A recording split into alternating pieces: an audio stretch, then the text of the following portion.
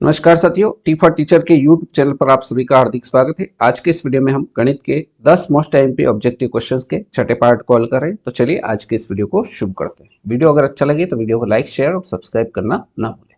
आज का पहला प्रश्न है, दो अंकों की सबसे बड़ी और दो अंकों की सबसे छोटी अभाज्य संख्या के बीच क्या अंतर होगा। तो दो अंकों की सबसे बड़ी संख्या तो होती है 99, लेकिन ये भाज्य संख्या है। क्यों भाज्य संख्या है? क्योंकि इसमें 3 का भाग चला जाता है। तो इससे हम पीछे चलेंगे तो सबसे बड़ी जो दो अंकों की अभाज्य संख्या अपने को मिलेगी वो मिलेगी 97, राइट। अब क्या बोला है, दो अंकों की सबसे बड़ी और दो अंकों की सबसे छोटी। दो अंकों की सबसे छोटी संख्या होती है 10, लेकिन 10 में 2 का भाग चला जाता है, मतलब ये भाज्य संख्या है, राइट। तो दो अंकों की इससे 10 से बड़ी संख्या लेना है, तो ये बड़ी हो जाएगी 11 संख्या, ठीक। तो दो अंकों की सबसे बड़ी संख्या तो हो गई अभाज्य संख्या 97 और दो अंकों की सबसे छोटी अभाज्य संख्या हो गई 11। अब इसमें क्या बोला है कि बीच क्या अंतर का मतलब घटाना। तो 97 में से 11 घटाएंगे तो ये कितना बचेगा, 7 में से 1 गया 6, उसके बाद 9 में से 1 गया तो 8। तो अंतर कितना आएगा, 86 आएगा। कौन सा ऑप्शन में मैच कर रहा है? ऑप्शन ए इसका एकदम सही आंसर रहेगा, राइट।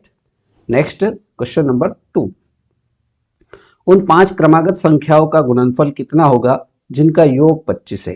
ठीक है, योग हमें दे रखा है कितना है 25 और संख्याएं कितनी है 5 है।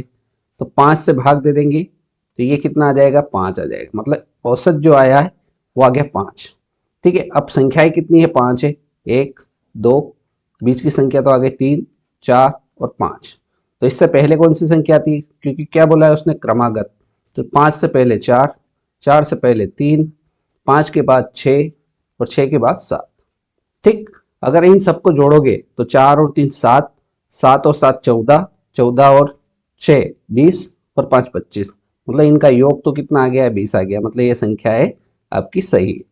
ठीक, अब क्या बोला है उसने, इनका गुणनफल कितना होगा। गुणनफल का मतलब क्या है, इन संख्याओं का आपस में गुणा करना है। तो 4 का गुणा 3 से, गुणित 5 गुणित 6 गुणित 7।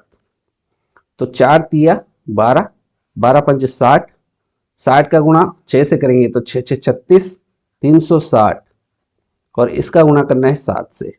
ठीक, तो गुणा कर देते हैं। 7 छंग 42 का 2, हासिल आया 4, 7 तिया 21, 21 और 4 कितना हो गया 25। ठीक, और एक जीरो है तो एक जीरो यहाँ लग जाएगी। तो इनका गुणनफल कितना आएगा, 2520। 2520 इसका एकदम सही आंसर हो जाएगा। तो ऑप्शन सी इसका एकदम सही उत्तर रहेगा। आई बात समझ में? आगे बढ़े।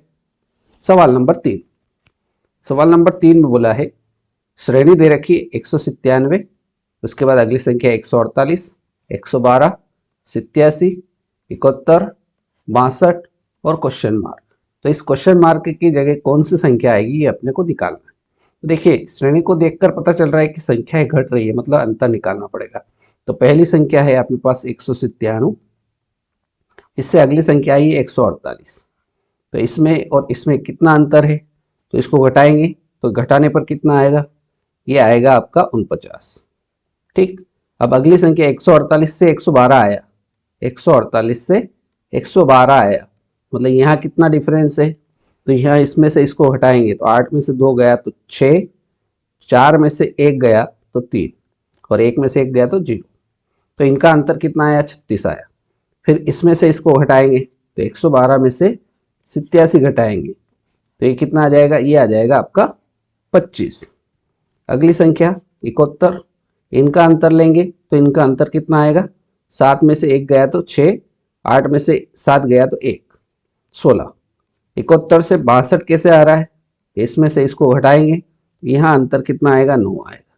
तो अब एक चीज आपको समझ में आ गई होगी कि 49 जो है ये 7 का स्क्वायर होता है, 36 6 का स्क्वायर, 25 5 का स्क्वायर, 16 4 का स्क्वायर, 3 का स्क्वायर। तो यहाँ जो अंतर आएगा वो क्या आएगा, 4 का आएगा, क्योंकि अगली संख्या 2 का स्क्वायर और 2 का स्क्वायर कितना होता है 4। तो हमको क्या करना है, 62 में से 4 माइनस करना है। तो 62 में से 4 माइनस करेंगे तो कितना आएगा, 58 आएगा। 58 अगली संख्या इसका एकदम सही उत्तर हो जाएगा। ऑप्शन बी एकदम सही उत्तर रहेगा। आई बात समझ में? बढ़े आगे। चलिए सवाल नंबर 4। सवाल नंबर 4 कह रहा है एक आयत का क्षेत्रफल 80 वर्ग सेंटीमीटर है। ठीक है, यदि इसकी लंबाई 16 सेंटीमीटर है तो परिमाप क्या होगा? तो सबसे पहले तो जो हमें दे रखा है आयत का क्षेत्रफल, आयत का क्षेत्रफल, क्योंकि क्षेत्रफल से ही अपने को क्या परिमाप निकालने के लिए लंबाई और चौड़ाई की आवश्यकता होती है। लंबाई हमें दे रखी है लेकिन चौड़ाई अपने पास है नहीं, तो सबसे पहले आयत का क्षेत्रफल से हम लंबाई दे रखी है उससे चौड़ाई निकाल लेंगे। तो आयत का क्षेत्रफल बराबर होता है लंबाई गुणित चौड़ाई। आयत का क्षेत्रफल बराबर क्या होता है? सूत्र लंबाई गुणित चौड़ाई। क्षेत्रफल हमें दे रखा है 80 बराबर लंबाई कितनी है 16 गुणित चौड़ाई अपने को निकालना है। तो ये गुणा में जो चौड़ाई के साथ में 16 है इसको इधर भेज देते हैं, तो इधर बचेगा केवल चौड़ाई बराबर ये 80 इधर ऐसा कैसा, 16 इधर गुणा में ही इधर आएगा तो बटे में आ जाएगा। भाग दे देंगे 16 एकम 16, 16 पंजे 80। तो यहाँ से चौड़ाई का जो मान आया वो कितना आया? 5 सेंटीमीटर आया। चौड़ाई का मान कितना आया? 5 सेंटीमीटर। अब हम क्या निकालेंगे? परिमाप निकालेंगे। तो हम जानते हैं कि आयत का परिमाप, आयत का परिमाप और इसका सूत्र क्या होता है? तो आयत के परिमाप का सूत्र होता है 2 गुणित लंबाई धन चौड़ाई। 2 गुणित लंबाई धन चौड़ाई ये आयत के परिमाप का सूत्र होता है। 2 ऐसा कैसा, लंबाई 16 दे रखी है, चौड़ाई अभी निकाली हमने 5, बस इसको सरल कर लेंगे। 2 ऐसा कैसा, कोष्टक को हटाएंगे तो इंटू का चिन्ह लग जाएगा। 16 और 5 कितना आ जाएगा? 21। 21 का गुणा 2 से करेंगे तो 21 दूना 42 और ये परिमाप है इसलिए काय में आएगा? सेंटीमीटर में आएगा। तो 42 सेंटीमीटर इसका परिमाप एकदम सही उत्तर हो जाएगा। ऑप्शन सी एकदम करेक्ट आंसर रहेगा। ठीक है, आगे बढ़े। नेक्स्ट है क्वेश्चन नंबर 5। क्वेश्चन नंबर 5 कह रहा है किसी संख्या के 5/6 के 2/3 का 3/4 अगर 15 है तो वह संख्या क्या है? मान लो किसी संख्या को अपन मान लेते हैं x के 5/6 के मतलब गुणा का चिन्ह 5/6 का के 2/3 का 3/4, 3/4 मतलब क्या होता है? 3/4 और ये कितना है? ये कह रहा है 15 है। बस इसको सरल कर लेंगे। 3 से ये 3 कैंसिल, 2 एकम 2, 2 दूना 4 और कुछ कट रहा है क्या? नहीं कट रहा है। तो यहाँ से अब x को इधर ही रखेंगे, बराबर के इधर 15 है, ये 6 और 2 ये नीचे बटे में थे उधर भेज देंगे तो ये कहाँ आ जाएंगे? ऊपर आ जाएंगे। 6 गुणित 2 और इधर बटे में कितना आ जाएगा? ये गुणा में ऊपर था, इधर आएगा तो बटे में आ जाएगा। 5 एकम 5, 5 दिया 15। तो यहाँ से x बराबर क्या बचा? 6 तिया 18, 18 का गुणा 2 से करेंगे तो 18 दूना 36, तो वह संख्या क्या हो जाएगी? 36 हो जाएगी। 36 इसका एकदम सही उत्तर हो जाएगा। कौन सा ऑप्शन मैच कर रहा है? ऑप्शन सी एकदम सही उत्तर रहेगा। Right. Next question, question number 6। Manoj ने एक सेठ से 5,000 रुपए 10% वार्षिक दर ब्याज की दर से 2 वर्षों के लिए लिया। वह ब्याज के रूप में कितनी राशि का भुगतान करेगा? मतलब उसने कितना पैसा लिया? 5,000 लिया 10% की दर से और 2 वर्षों के लिए लिया। तो हम जानते हैं कि साधारण ब्याज बराबर क्या होता है? मूलधन गुणित दर गुणित समय और बटे 100। ठीक, इसमें मान रख देंगे मूलधन कितना लिया था? 5,000, तो ये 5,000, दर कितनी थी? 10%, समय कितना था? 2 वर्ष और बटे 100। 1 जीरो से 2 जीरो से ये इसकी 1 जीरो और इसकी 1 जीरो कट जाएगी। 500 में 2 का गुणा करेंगे तो 5 दूना 10 और इसके पीछे 2 जीरो बची है तो 2 जीरो लग जाएगी। मतलब वो कितनी राशि का भुगतान करेगा? ब्याज के रूप में 1,000 राशि का भुगतान ब्याज के रूप में उसको करना पड़ेगा। तो ऑप्शन सी एकदम सही उत्तर रहेगा। आज ऑप्शन सी बहुत ज़्यादा उत्तर आ रहे हैं लेकिन आपको एग्जाम में ऐसा नहीं करना है। ठीक है, अगला सवाल, सवाल नंबर 7, बहुत ही महत्वपूर्ण सवाल है, ध्यान से समझिए।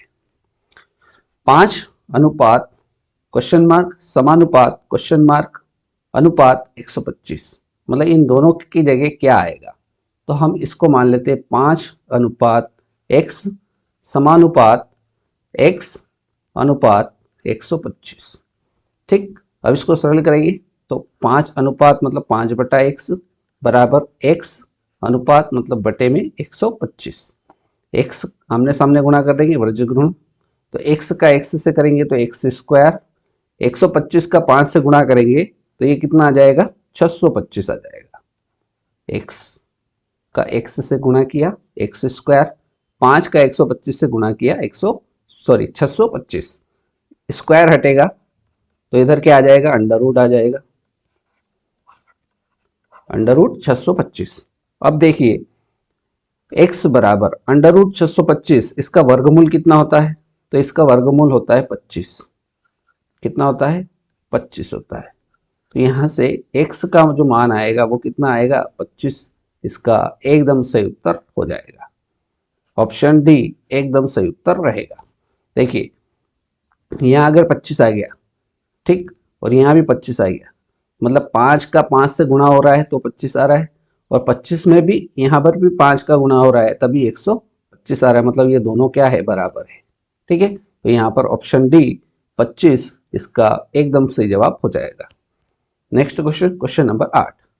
उस रेलगाड़ी की चाल क्या है जो 3.5 घंटे में 140 किलोमीटर जाती है, तो हमें क्या निकालना है, चाल निकालना है। चाल का फार्मूला पता होगा, चाल बराबर होता है दूरी बटा समय। चाल बराबर क्या होता है दूरी बटा समय। दूरी कितनी है 140 किलोमीटर और समय कितना है 3.5 घंटे। इसको सरल कर लेंगे तो 140, 3 दूना 6 और 1 7, तो ये हो गया 7/2। इसको सरल करेंगे तो ये हो जाएगा 140 और ये उल्टा हो जाएगा तो 2 ऊपर आ जाएगा 7 नीचे आ जाएगा, 7 से कट जाएगा, 7 एकम 7, 7 दूना 14, 0। तो 20 का गुणा 2 से होगा तो 20 दूना 40 किलोमीटर प्रति घंटे की उसकी चाल होगी।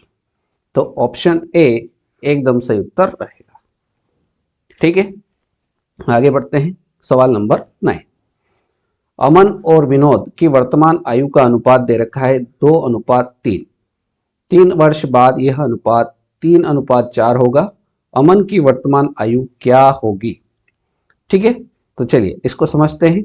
अमन और विनोद की जो आयु का अनुपात दे रखा है उसको मान लेते हैं 2x/3x। ये अमन की है और ये किसकी है विनोद की है। ठीक है, अब 3 वर्ष बाद यह अनुपात क्या हो जाएगा 3:4 हो जाएगा। मतलब अमन की आज है वर्तमान आयु 2x, 3 वर्ष बाद मतलब इसमें 3 और जुड़ जाएगा। ठीक है, इसी प्रकार से विनोद की आज आयु है 3x, 3 वर्ष बाद मतलब इसमें 3 और जुड़ जाएगा और ये अनुपात कह रहा है कितना हो जाएगा 3:4 हो जाएगा। यहाँ तक बात समझ में आ गई। बस आमने सामने गुणा कर देंगे तो 2x धन 3 का गुणा 4 से करेंगे, तो इसको ऐसा लिख देते हैं, डायरेक्ट गुणा करते हैं। 4 का गुणा 2x से होगा तो 4 दूना 8x प्लस 4 का गुणा 3 से होगा तो 4 तिया 12 बराबर। अब इस 3 का गुणा 3x से होगा तो 3 तिया 9x प्लस 3 का गुणा 3 से होगा तो 3 तिया 9। x x वाले पद को एक तरफ कर देते हैं तो यहाँ 12 है, इधर से प्लस का 9 इधर आएगा तो माइनस का हो जाएगा, तो 12 इधर पहले से है, इधर से प्लस का 9 इधर आया माइनस का हो गया बराबर। इधर है 9x प्लस का, यहीं रहने देते हैं, इधर से प्लस के 8x को उधर भेज देते हैं तो ये माइनस का 8x हो जाएगा। तो 9x में से 8x घटेगा माइनस का तो ये बचेगा 1x, तो 1 लिखने की आगे आवश्यकता नहीं बराबर। 12 में से 9 गया, 9 माइनस का है 12 प्लस का है, बड़ी संख्या प्लस की है, तो 12 में से 9 गया तो कितना बचा 3 बचा, तो यहाँ से x का मान कितना आ गया 3 आ गया। अब 3 आ गया, अब क्या पूछा है अमन की वर्तमान आयु। अमन की वर्तमान आयु अपनों ने क्या मानी थी 2x मानी थी और x का मान कितना आया है 3 आया, तो अमन की वर्तमान आयु कितनी हो जाएगी 6 वर्ष हो जाएगी। अगर वो सवाल में पूछ लेता कि विनोद की वर्तमान आयु कितनी होगी तो इसको अपनों ने 3x माना था, तो ये कितनी हो जाती 3 तिया 9 वर्ष। ठीक, तो हमसे सवाल में तो अमन की पूछी थी इसलिए 6 वर्ष इसका एकदम सही उत्तर हो जाएगा। कौन सा ऑप्शन रहेगा ऑप्शन डी एकदम सही जवाब हो जाएगा। आई बात समझ में। चलिए आज के इस वीडियो का हमारा अंतिम सवाल, सवाल नंबर 10। 3 के प्रथम 7 गुणज का औसत क्या है? 3 के प्रथम 7 गुणज का औसत क्या है? तो इसको निकालने के लिए एक सूत्र आपको ध्यान में रखना है। सूत्र पहले बता देता हूं मैं। a प्लस कोष्टक में a इंटू एन और बटे में 2।